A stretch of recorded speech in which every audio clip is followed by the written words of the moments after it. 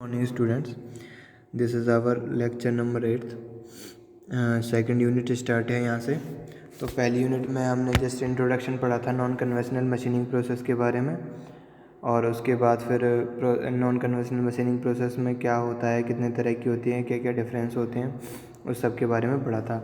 अब second unit में हम पढ़ेंगे advance machining, mechanical advance machining, यानी कि मैकेनिकल प्रोसेस जो होते हैं जहाँ पे फ्रिक्शन यूज़ होता है, या फिर मेनली फ्रिक्शन ही होता है। फ्रिक्शन जहाँ पे यूज़ होता है वो मैकेनिकल एडवांस मशीनिंग प्रोसेस होते हैं।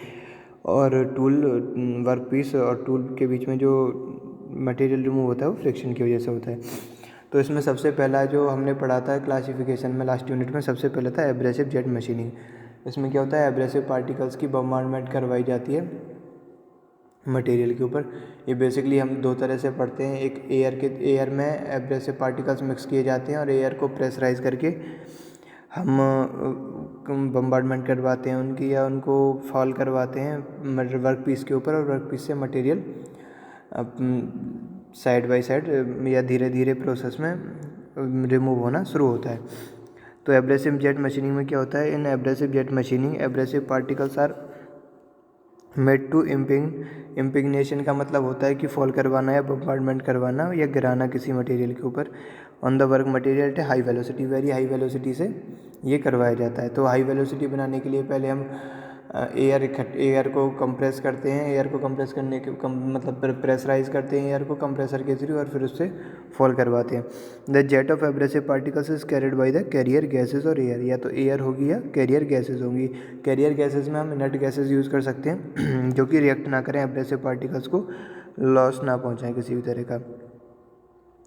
The high velocity stream of abrasive is generated by the converting the pressure energy into the carrier of the carrier gas into the kinetic energy।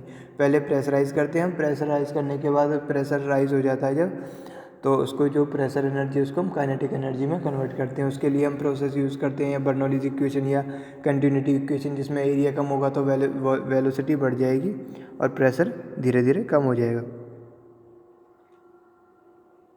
And hence high velocity jet. और इस तरह से हमें क्या होता है, हाई वेलोसिटी जेट मिल जाता है जो कि हमारे एब्रेसिव पार्टिकल्स को लेके जाता है। The nozzle direct the abrasive jet in the controlled manner, controlled manner में डायरेक्ट किया जाता है कि जहाँ पे जितना हमें इम्पिग्नेशन करवाना है उतना ही करवाएंगे, या इम्पिगमेंट करवाना है उतना ही करवाएंगे। So that the distance between the nozzle and the work, ये जो डिस्टेंस होती है नोजल और वर्क पीस के बीच में, जिसे हम स्टैंड ऑफ डिस्टेंस बोलते हैं, ये बहुत इंपॉर्टेंट होती है। अगर ये कम हो जाए तो हमारी एक्यूरेसी, ये कम या ज़्यादा हो जाए तो एक्यूरेसी पे इफेक्ट पड़ता है हमारा। तो ये बहुत हम कंट्रोल्ड मैनर में इसको कंट्रोल करते हैं। The high velocity abrasive particles remove the material by micro cutting action. Micro cutting action मतलब मॉलिक्यूलर लेवल पे मेटल रिमूव होता है। एक एक एब्रेसिव पार्टिकल्स जाके टकराता है वर्क पीस से और धीरे धीरे डिग आउट करता है मटेरियल को, as well as brittle fracture of the work piece material. Micro cutting action होता है या ब्रिटल फ्रैक्चर होता है, क्योंकि वो कट तोड़ के ले जाता है मटेरियल को। Show the material removal process. अब मटेरियल रिमूवल की हम बात करें, देखो नोजल के अंदर से क्या आ रहा है, एब्रेसिव पार्टिकल्स निकल के आ रहे हैं, स्टैंड ऑफ डिस्टेंस हमने मेंटेन की हुई है, ठीक है, और उसके बाद एब्रेसिव पार्टिकल्स का क्या कर रहे हैं, कट करते हुए जा रहे हैं वर्क पीस को ऊपर। तो abrasive jet machining is different from the standard shot और सैंड गन। स्टैंडर्ड शॉट और सैंड ब्लास्ट, ये भी एक तरह की मशीनिंग प्रोसेस होते हैं जिसमें सैंड की बम्बार्डमेंट की जाती है उसके ऊपर।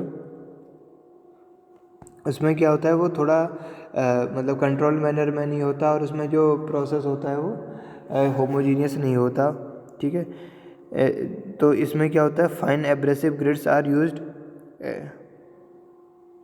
and the parameters can be controlled more effectively providing better control over the product quality। तो better control होता है इसका पैरामीटर्स पे, और इसलिए हम इसको better quality इसकी प्रीफर कर सकते हैं। And abrasive jet machine generally the abrasive particles are around 50 micrometre. तो एब्रेसिव पार्टिकल्स जो होते हैं वो 50 माइक्रोमीटर के अराउंड होते हैं। Grit sized would impinge on the work material at velocity. जो वेलोसिटी होती है जिससे वर्क मटेरियल पे फॉल करवाया जाता है वो, या जो एब्रेसिव पार्टिकल्स टकराते हैं वर्क मटेरियल से, वो है 200 मीटर पर सेकंड फ्रॉम ए नोजल जिसकी इंटरनल डायमीटर 0.5 mm होती है, और स्टैंड ऑफ डिस्टेंस लगभग 2 मीटर का 2 मिलीमीटर का होता है। अब इसमें क्या होता है, देखो एब्रेसिव पार्टिकल जो होते हैं उनकी हार्डनेस ज़्यादा होती है। अगर हमारा नोज़ल जो हम यूज़ कर रहे हैं उसका जो इंटरनल सरफेस है वहाँ से एब्रेसिव पार्टिकल्स निकल रहे हैं, तो सीधी सी बात है कि उससे भी स्ट्राइक कर रहे होंगे। तो जब उससे स्ट्राइक करेंगे तो अगर मटेरियल वो हार्ड नहीं हुआ एब्रेसिव पार्टिकल से हमारा, तो वो मटेरियल वहाँ से रिमूव कर देंगे, और इससे क्या होगा, हमारी नोज़ल की जो डायमीटर है वो कंटिन्यूसली बढ़ती रहेगी। और जब नोज़ल की डायमीटर बढ़ती रहेगी तो जो एब्रेसिव पार्टिकल्स की काउंटिंग है जो जिसके थ्रू हम मटेरियल रिमूव कर रहे हैं वो भी बढ़ जाएगी। तो मटेरियल को हम कंट्रोल, जो मटेरियल रिमूवल है उसको हम ठीक से कंट्रोल नहीं कर पाएंगे। इन abrasive jet machining air is compressed in an air compressor. Air compressor में देखो इसमें क्या क्या पार्ट्स होते हैं। सबसे पहले एयर कंप्रेसर में कंप्रेस की जाती है, ठीक है, 1/4 टर्न वाली, यानी कि इसमें फिर वो वाल्व ओपन करके हम इसको आगे बढ़ाते हैं। फिर उसके बाद होता है प्रेशर कंट्रोल। अगर प्रेशर जो हमें चाहिए उससे ज़्यादा है तो हम उसको प्रेशर रिलीज़ भी कर सकते हैं, और प्रेशर कम है तो उसको बढ़ा भी सकते हैं। प्रेशर कंट्रोल करता है एयर को एरिया को कम ज़्यादा करके। उसके बाद ड्रायर होता है। ड्रायर क्या करता है, जो इसमें इसको ड्राई करता है, यानी कि जो ह्यूमिडिटी है इसके अंदर को उसको सोख लेता है, क्योंकि ह्यूमिडिटी और ऑक्सीजन दोनों अगर एयर के साथ जाएंगी एब्रेसिव पार्टिकल्स में, तो एब्रेसिव पार्टिकल्स क्या हो जाएंगे, हमारे कोरोजन हो जाएगा उनमें, और वो क्या हो जाएंगे, वीक हो जाएंगे। तो वो खुद ब्रेक हो जाएंगे इंस्टीड ऑफ वर्क मटेरियल को ब्रेक करने के। उसके बाद फ़िल्टर लगा हुआ होता है, जिसमें जैसे कि एयर के अंदर अगर कोई ऑयल पार्टिकल्स हैं उस तरह के कुछ है, ग्रीस ऑयल वगैरह है, जो कि अगर कंप्रेसर के थ्रू आ गया हो तो उसको सोख लेते हैं वो फ़िल्टर्स, और एयर आगे चली जाती है। उसके बाद क्या होता है, एक इलेक्ट्रोमैग्नेटिक शेकर लगा हुआ होता है मिक्सिंग चैम्बर के अंदर, जो कि उसको मिक्सिंग चैम्बर को वाइब्रेट करवाता है। ऊपर से हमारा एक होपर लगा हुआ होता है जिसके थ्रू क्या आ रहा होता है, वर्क एब्रेसिव पार्टिकल्स आ रहे होते हैं, और फिर एब्रेसिव पार्टिकल्स और एयर दोनों मिक्स होके क्या करते हैं, एक पाइप के थ्रू बाहर जाते हैं, और फिर वहाँ पे कंट्रोल वाल्व होता है। कंट्रोल वाल्व के बाद क्या होता है, नोज़ल होता है। नोज़ल्स के थ्रू क्या होता है, वर्क पीस पे बम्बार्डमेंट होती है एब्रेसिव पार्टिकल्स की, और फिर क्या होता है, जो हमारी एब्रेसिव पार्टिकल्स हैं उन्हें हम एक टैंक में इकट्ठा कर लेते हैं, जिससे कि हम उन्हें दोबारा फीड करवा सकें, और ऊपर की तरफ से जो हमारी एग्जॉस्ट एयर है वो निकलती रहती है।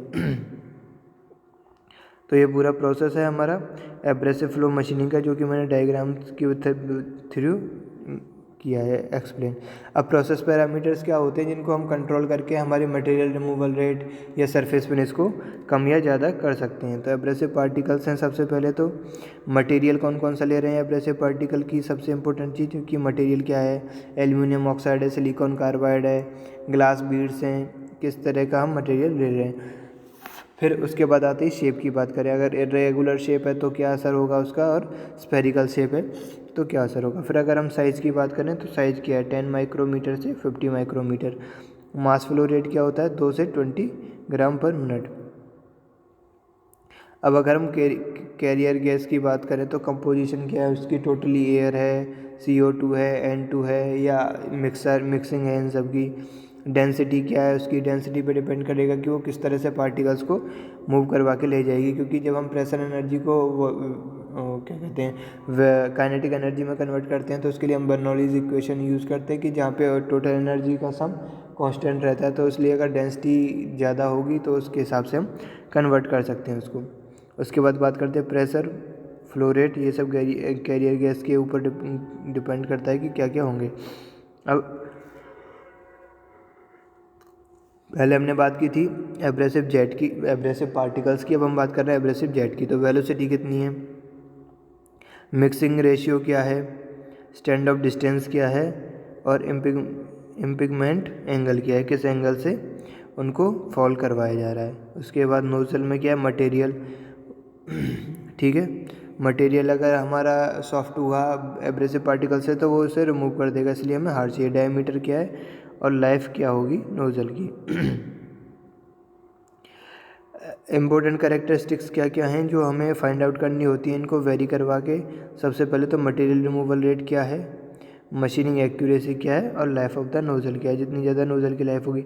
अब देखो अगर हम डायग्राम से स्टडी करते हैं तो abrasive flow rate, material removal rate बढ़ रहा है तो उसके साथ साथ क्या होगा, पहले बढ़ता जाएगा कंटिन्यूसली, फिर एक पॉइंट के बाद क्या होगा, डिक्रीज़ होने लग जाएगा। उसके बाद मिक्सिंग रेशियो अगर हम बढ़ाते जाते हैं तो up to a level material removal rate बढ़ता जाएगा, उसके बाद फिर डिक्रीज होने लग जाएगा। कांस्टेंट मिक्सिंग रेशियो है, एब्रेसिव फ्लो रेट बढ़ाते जा रहे हैं और मटेरियल रिमूवल रेट भी उसी तरह से बढ़ता जाएगा।